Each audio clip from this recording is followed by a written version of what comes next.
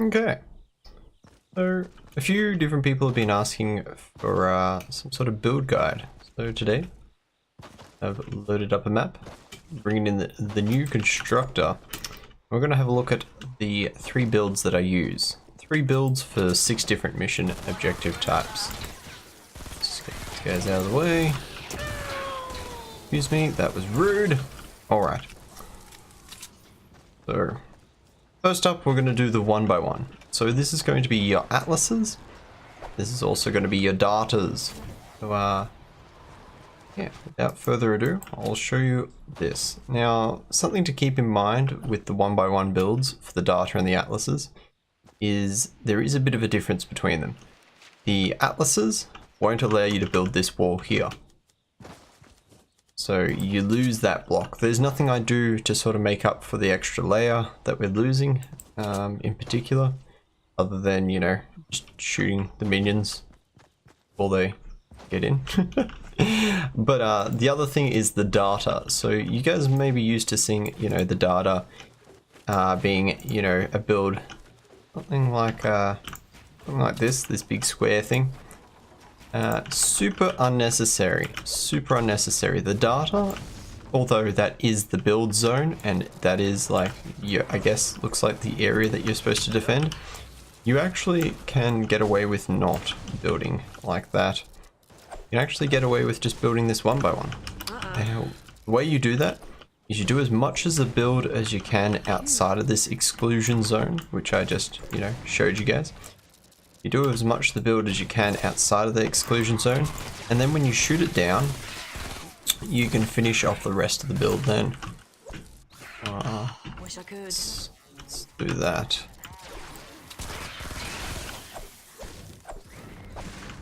You serious?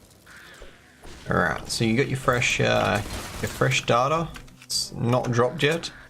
Before it drops, you want to run up, you want to put your metal here. Now I'm going to use brick. Now I'm going to be doing this throughout the 3 different builds. I'm going to be doing 2 different material types. This is handy if you do not know the element. So keep in mind, metal is actually very weak to nature. Nature does huge amounts of damage against metal, but it doesn't against brick. So brick being the second highest tiered HP block, you can use brick instead to re-support. Now, if we get water, on the other hand, the brick is going to be super vulnerable, and the metal is going to be much better off. So basically what I'm saying is if you get nature, your metal is super vulnerable. You want to always be using this second layer of brick where possible to sort of vice versa the materials. So you've got the best of both worlds. With these 2 blocks together, we're resistant to all elements.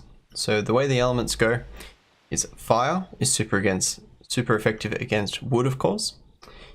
We've got water, super effective against brick. And then you've got nature, super effective against metal. You keep these in mind when you're doing your builds. If you know the elements, well then straight up just build. Say it's fire, well, you know, metal. If it's water, well, metal. If it's nature, then brick.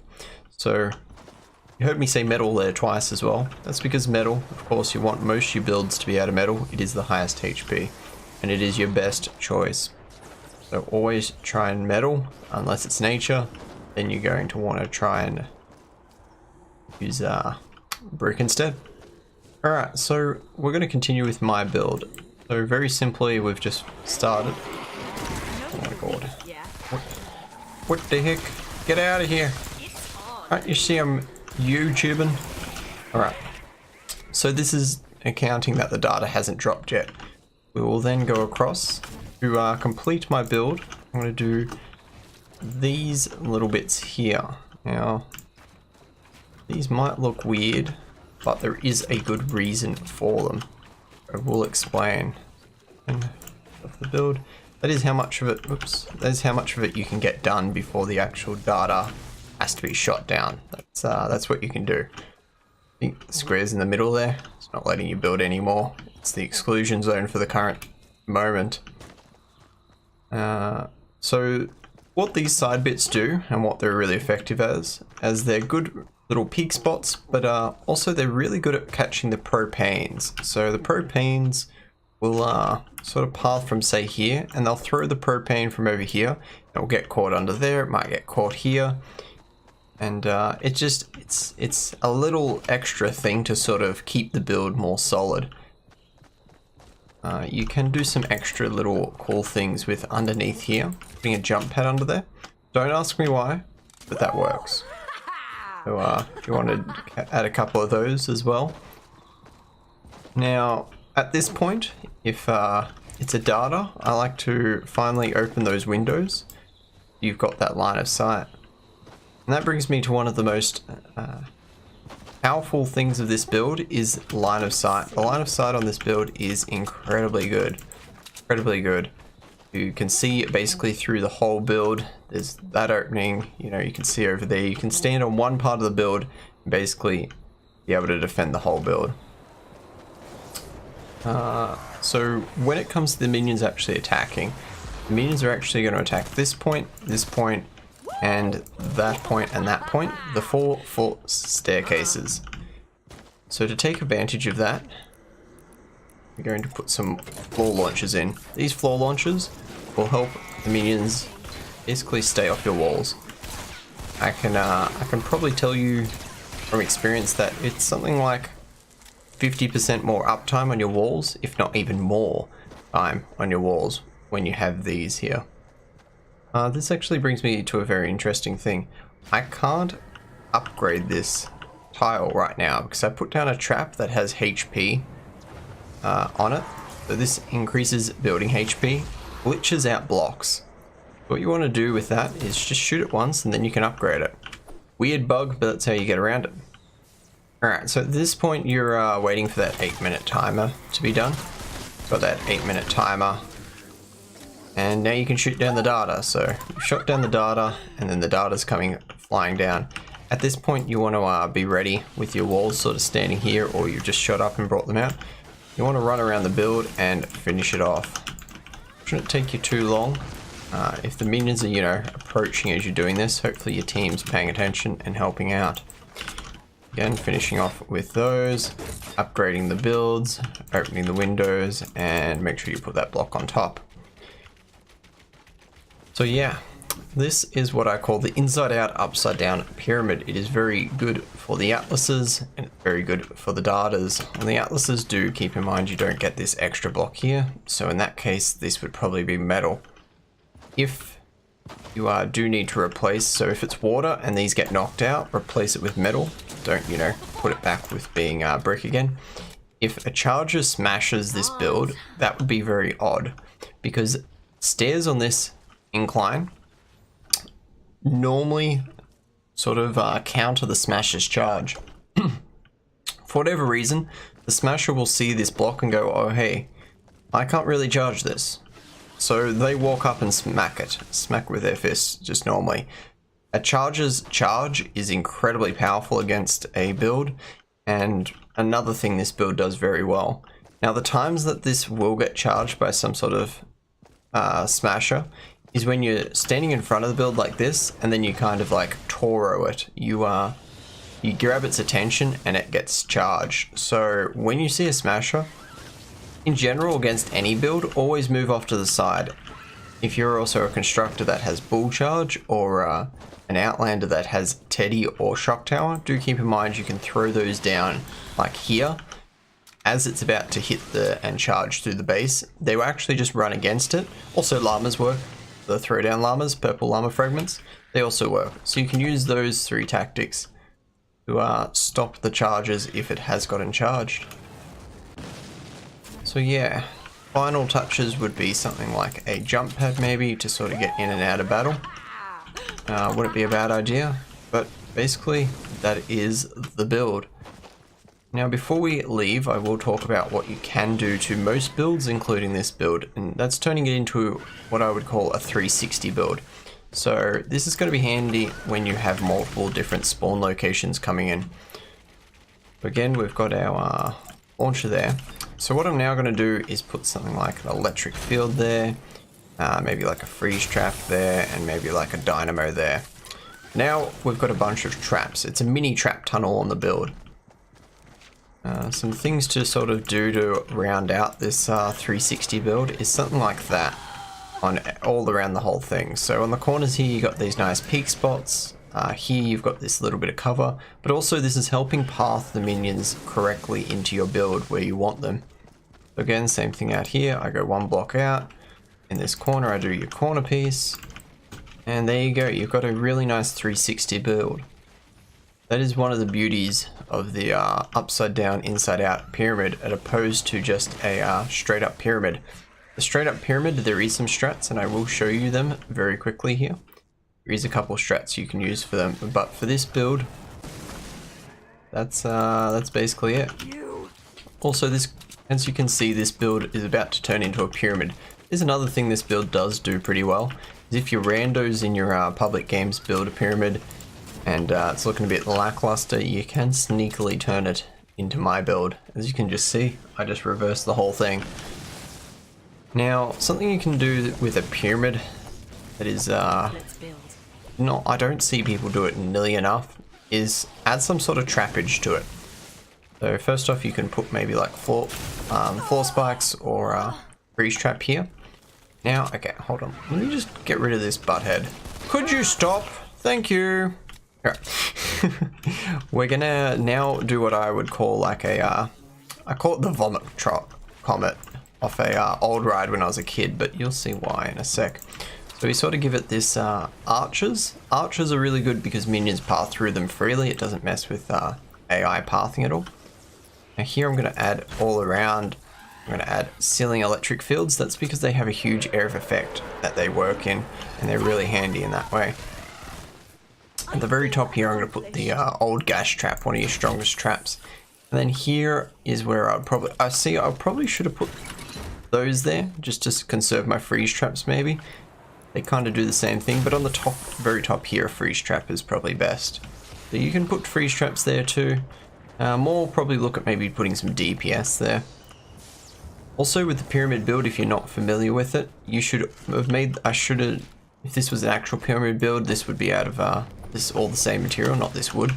I use the wood on the edges of my build there, and in general, whenever I can possible, to resource spread, just to get some of that wood in on the build. I'm not constantly using all my precious metals and brick when wood is much more abundant and normally have a buttload of it. But yeah, should be brick. It should be tier 3, this level here, and the top level here should only be tier 2. That is because minions path to the lowest HP block most of the time. So with that in mind, we'll finish up the build by doing a bit of this. So why I did this is now you can put those guys there. You've now got crossing spikes going all around this build. Electric fields, you've got damage as they're walking up, and you've got a gas trap and a freeze trap. This is a really, really nice build for a pyramid, if you're going to use pyramids. I don't use pyramids that much. Honestly, I like my upside down pyramid because it works very well. And it's a bit of a unique, stylish build, and it's something that's done me very well. But a lot of people like pyramids, so a way to beef them up is definitely like this. Yeah. As well, you can sort of continue it again if you want to put something else here. I wouldn't recommend, a lot of people put tire traps like here. I wouldn't recommend that. It gets really annoying. Tire traps are actually got a hitbox and they mess around with the player's movement, so I wouldn't recommend a tire trap. But maybe like a tire trap there or something could be alright because, you know, you're actually able to properly walk around it now, where a lot of the time if they're falling on you and you're trying to like kill the minions, it can be really annoying.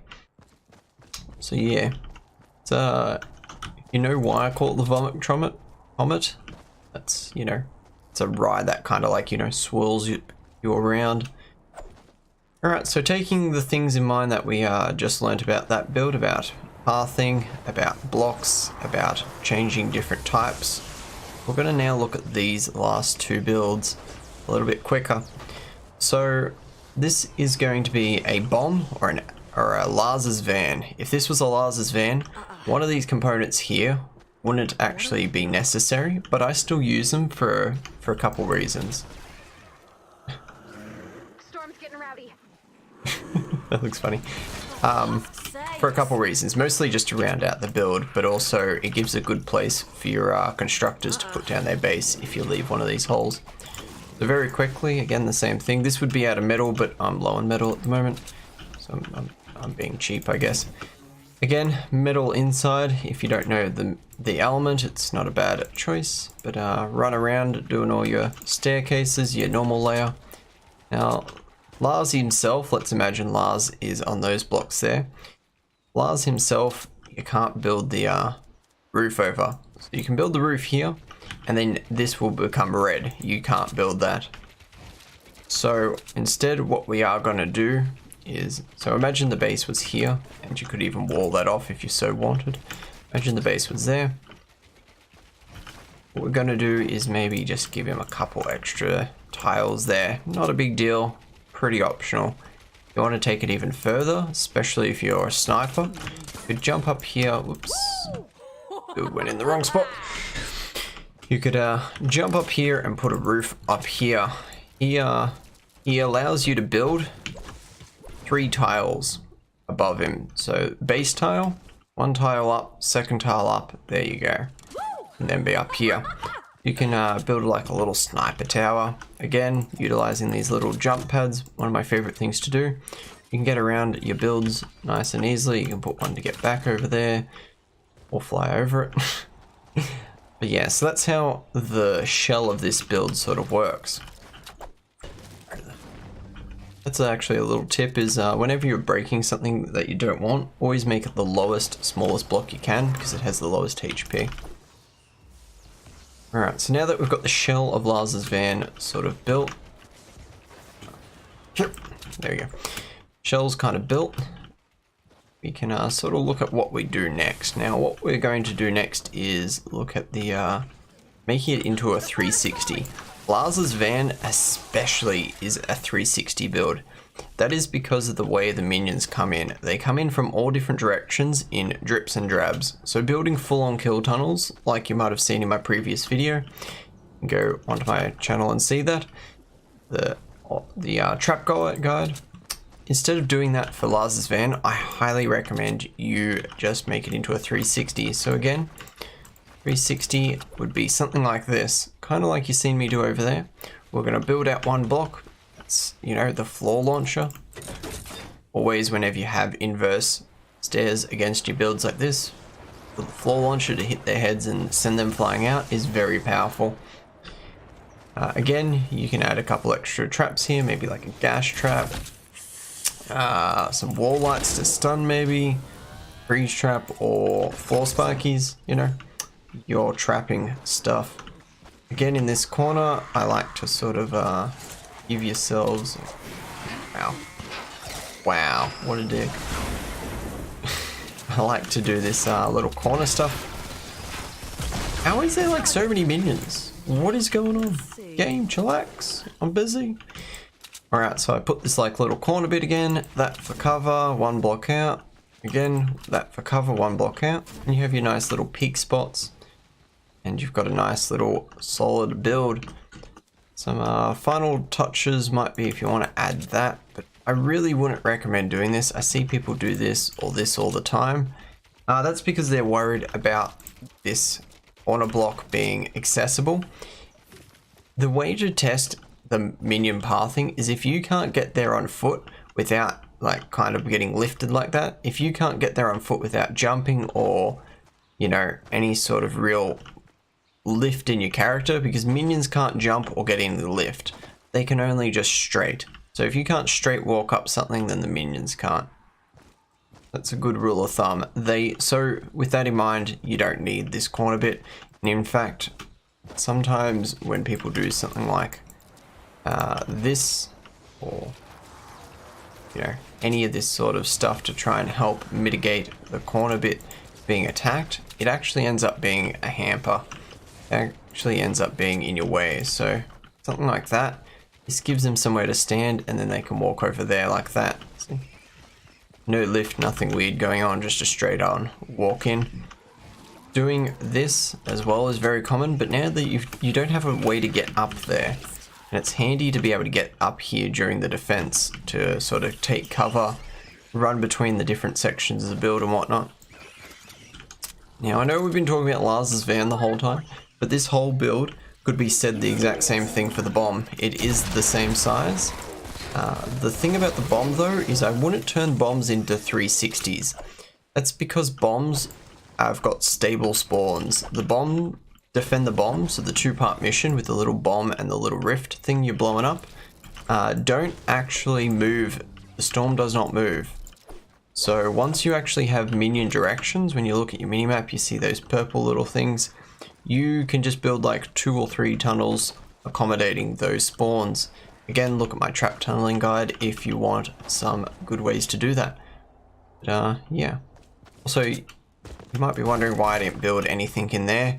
It's because it's not really necessary. I mean, if you want a nice clean build, you can. You definitely can.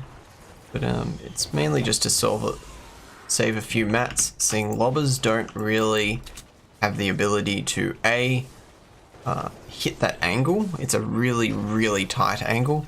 And B, lobbers don't really hit your base that much, nor the objective especially. They do, and they can be an issue, so doing this isn't a bad idea. If you're really having problems with lobbers, you can sort of double layer like that, double layer. But in all honesty, lobbers aren't a huge deal anymore. They used to be early on in the game.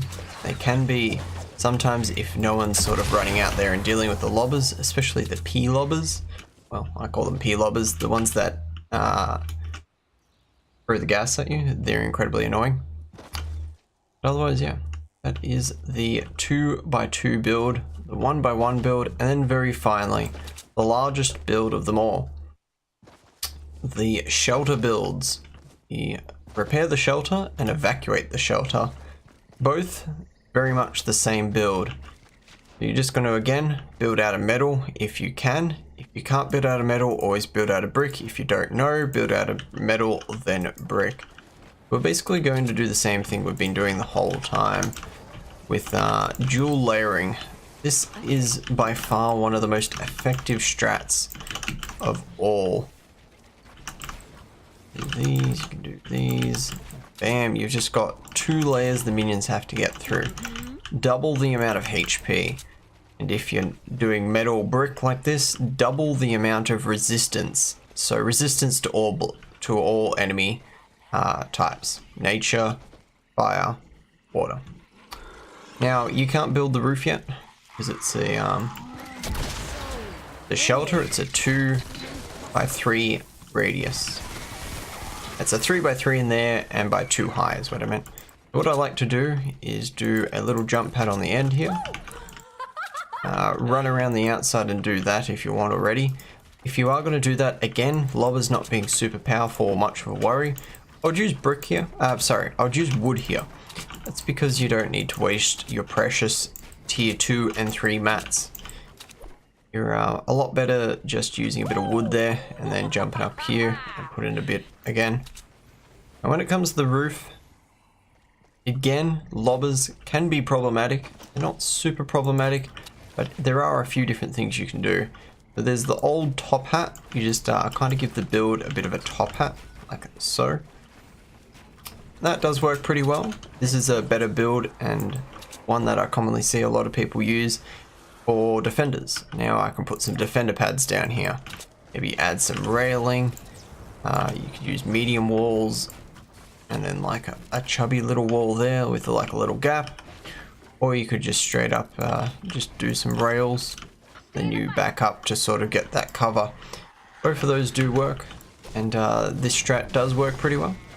I don't use defenders a lot personally, so I don't do this very much. My normal build is again, like we do with those pyramids, inverse staircase below, I give it a second layer. So we're going to do just that. They can't handle me. I'm gonna run around and give it a whole second layer. Basically what I'm doing here is making a pyramid on top. You don't have to. You can just leave them all flat like that. I like making the pyramid, just looks cool, and it also gives you a really nice view, just a little bit more height. Now again, lobbers have got a second layer to get through. going to be more annoying for them to get through, and it just completes the build and rounds it out. Again, like I said, you can do that top head hat build, also very effective. Just a little bit of a preference. Wish I could. But also just keep in mind, when it comes to all of these builds, I'm giving you some suggestions, some basic strategies. The biggest being double layering. Just layer wherever you can, chuck in layers. But there is a little bit of room for experimentation for sure when it comes to these builds. So try some extra things. If you get down the basic layering and the floor launcher, you're off to a brilliant start. Anything extra you want to do. So some people, instead of using jump pads there, will put these here. They are very nice and they are very good to use. So you can sort of do those around there. They also work. There's a lot of different variations. This game allows you to build so many different types of builds, types of block editing. You know, there's so much going on that sometimes in high twine especially, a lot of us kind of forget how much variation there can be in a build, and we kind of get into our sort of general builds. That's why whenever I see a new build, I love having a look at it and testing it out. I have seen some different builds for the Lars van especially. I've seen people build a pyramid, a larger pyramid of course. So something like doing that, something like this, and then doing this roof here like normal, and then instead of doing anything crazy with trying to like trap up, they're just going to push them off. That's also a really legit thing to do. It also looks pretty cool when it's done. But there's definitely a lot of room for variation and your personal touches in your designs. Do experiment, especially in your private matches. Maybe when you're doing a bit of a farm, have a mess around. There's an app out there that allows you to test out builds as well. Actually, let me get the name for that for you right now. I forget what it's called, but it's basically kind of like a 3D modeler. You could probably even use that. Fort Designer, it's called. Fort Designer. Someone on Reddit made it, and it's a really nice app. I know it's definitely on Android. I do believe it is also on iOS. So, I don't know, when you're on the bus or, you know, having some you time and chilling, or before you go to bed, you can always mess around with your builds. It's something that I've been meaning to do personally a bit more. Yeah, with all of that in mind, we've covered the 3 major builds and the 6 major defenses. The Atlas, the Data, the Lars van, the Bomb, and the 2 shelter missions. Apart from that, there is a few extra defenses. I will add it in another video, but this video is getting close to half an hour long at this point. Had a bit to talk about, but I think I've thoroughly explained everything. Have a quick think. Have I forgotten anything? I mean, try to incorporate defenders if you want. So here's a good spot for like a defender. On top of the pyramid, I don't recommend putting a defender. That's causing sort of weirdness, maybe with aggro and propanes being thrown perhaps earlier.